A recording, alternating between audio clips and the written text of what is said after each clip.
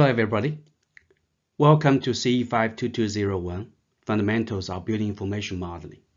This is our week 1. In this short video, I will provide a quick overview of what to expect in our first week of the class.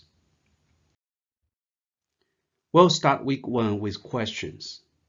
What makes our AEC or architectural engineering and construction industry low in efficiency? People say BIM is revolutionizing the practice at the AEC industry. But what is BIM? Why and how? So we are looking at what benefits does BIM bring?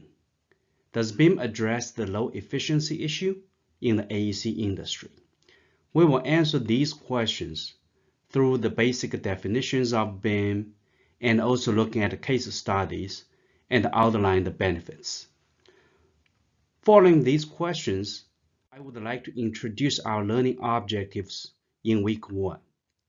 First, you will be able to determine the problems in the traditional facility delivery process.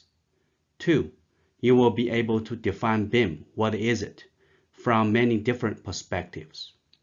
3, you will be summarize and explain the benefits of BIM in the AEC industry. What to expect in week 1? First of all, you will be watching a few videos of our lectures.